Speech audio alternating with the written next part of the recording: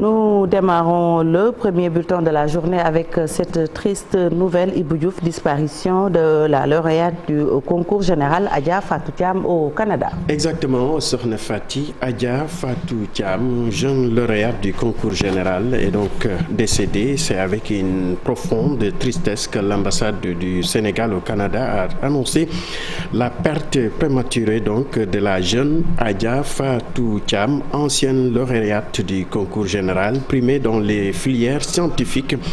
La jeune étudiante a perdu donc la vie donc à Montréal, laissant derrière elle tristesse et consternation. Elle a marqué son temps avec un excellent parcours scolaire. Le groupe Futur Média, par ma voix, compatit à la douleur de sa famille et présente ses condoléances les plus sincères. Et puis, guerre en Ukraine, Ibou, des ressortissants africains en difficulté.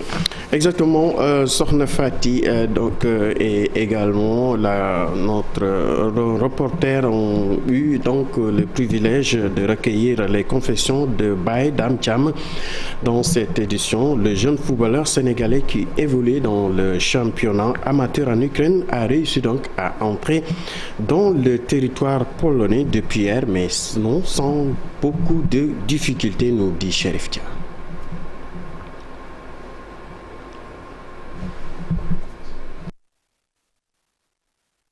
Après le calvaire, le soulagement pour Baye Dam Thiam. Ce jeune footballeur sénégalais évoluant en 3e division ukrainienne a presque vécu l'enfer avant d'arriver en Pologne, à l'abri des bombardements de l'armée russe. Heureusement, il y avait une femme ukrainienne qui était venue envers moi. Elle m'a dit de la suivre. Après, elle m'a fait monter dans le train avec la tranquillité.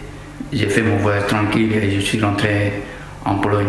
La panique s'étant emparée des populations, le milieu excentré du FC Légionnaire, un club amateur de la ville de Dnipro, est tout de même parvenu à embarquer dans un train à destination de la Pologne. La chance l'a bien souri, lui qui n'était pourtant pas éligible à ce voyage. Il y avait tout le monde qui voulait quitter la territoire ukrainien.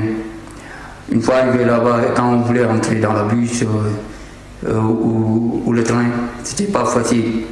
Les gens disaient que c'est uniquement les femmes et les enfants qui doivent partir à la frontière polonaise. Il y a exactement 15 mois, Baye Dam Thiam quittait sa ville natale Saint-Louis pour se rendre en Ukraine, où il était promis à une belle carrière de footballeur.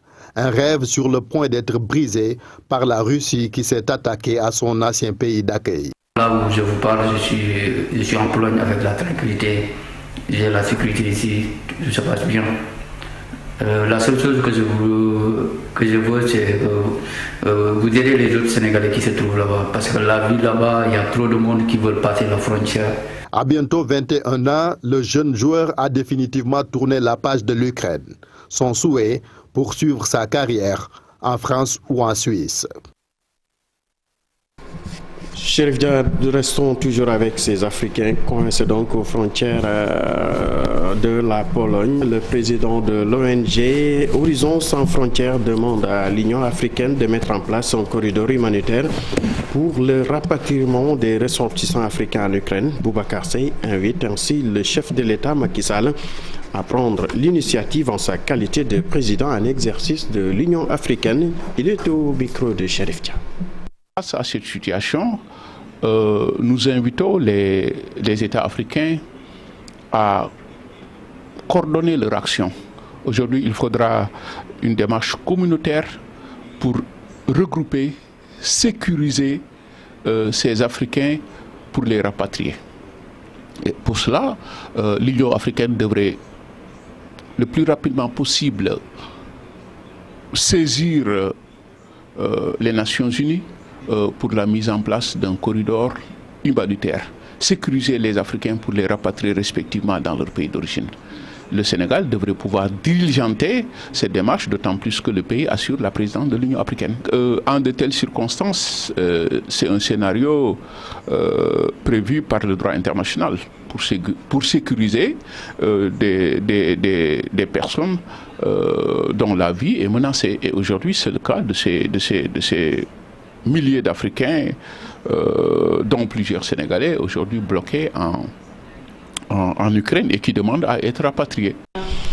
On retourne donc à Dakar pour parler donc de ce congrès de la Ligue sénégalaise des droits de l'homme qui a renouvelé ses instances. Alassane Seck a été porté donc à la tête de l'institution. Il remplace à ce poste Maître Assane Dioma Ndiaye, élevé au rang de président d'honneur et coordinateur du groupe d'action juridique et judiciaire.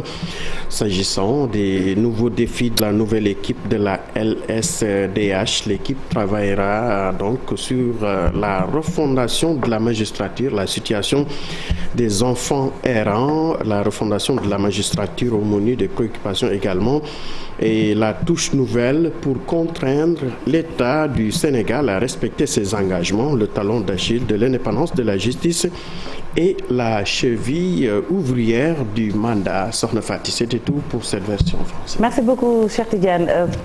Cheikh Tidiane est en train de dormir. Cheikh Tidiane est en train de dormir. Il est en train de se reposer, n'est-ce pas, Malick Thiandoum?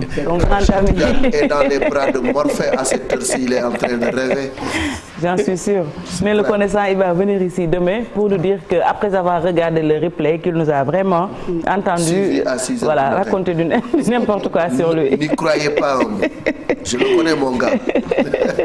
Merci beaucoup, Ibou Diouf. Merci, Malick. Et puis, on se reprend tout à l'heure pour les actualités nationales. Mais nous restons avec toi pour l'actualité hors de chez nous.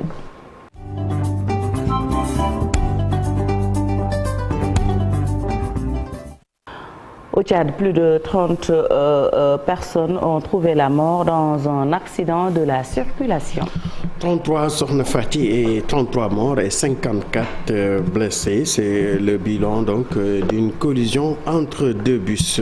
Donc, selon le communiqué du ministère du Transport publié hier, la collision donc a fait 33 morts.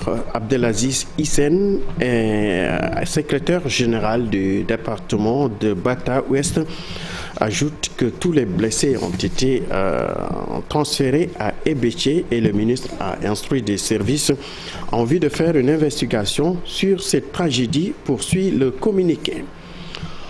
Zimbabwe maintenant, 16 suspects ont été arrêtés par la police zimbabwéenne en lien avec les violences qui ont fait 22 blessés et un mort lors des rassemblements de l'opposition, et un document de la police affirme que les assaillants sont des militants du parti au pouvoir. L'ambassadeur de l'Union européenne au Zimbabwe, Timo Okalen, a qualifié ces violences d'actes odieux, agitant que des règles de jeu équitables doivent être garanties pour des campagnes électorales en mois d'élections partielles prévues le 26 mars prochain. Le directeur de la communication de la ZANU-PF, Tafwadza Mougzadi, a accusé à son tour l'opposition d'inciter à la violence. En Éthiopie, des attaques sans précédent contre les réfugiés érythréens à l'est du Tigré, dans le nord de la région d'Aftar. Des camps de réfugiés déplacés ont été victimes de violences de la part des rebelles. La scène est devenue commune, dont une Éthiopie est ravagée par une guerre. Des milliers de réfugiés érythréens occupent séparément de leurs proches, choqués et séparés de leurs proches, et fuyant à pied des tirs d'artillerie et d'armes à feu dans cette partie du pays. Guerre en Ukraine, à présent la Turquie ferme les détroits de Bosphore et de Dardanelles aux bâtiments militaires. La Turquie a interdit le passage donc du Bosphore et du détroit de Dardanelles à tous les bâtiments de guerre, qu'ils soient du pays, riverains ou non de la mer Noire, a annoncé donc hier lundi le ministre des Affaires étrangères Mevlut Cavusoglu. Le président turc Recep Tayyip Erdogan avait précisé juste auparavant la position de la Turquie, membre de l'OTAN, n'abandonner ni la Russie ni l'Ukraine et ne pas céder non plus sur les intérêts nationaux de la Turquie. Guerre en Ukraine, toujours, l'Union africaine dénonce le traitement raciste dont sont victimes les Africains. La guerre en Ukraine est le calvaire pour les Africains fuyant les combats. Les témoignages se multiplient, montrant des gens maltraités par des agents de sécurité, notamment empêchés de prendre place dans les trains ou des bus rejoignant les frontières. D'autres Africains se voient ainsi bloqués au passage des frontières, surtout avec la Pologne. Le président Macky Sall, président en exercice de l'Union africaine, ainsi que Moussa Faki, président de la Commission, rappellent ensemble que toute personne a le droit de franchir les frontières pendant un conflit et devait bénéficier des mêmes droits, quelle que soit sa nationalité et son identité raciale. Sokhna Fati, une page sport pour terminer. Cameroun, l'ex-défenseur Rigobert Song, nouveau sélectionneur des Lions indomptables.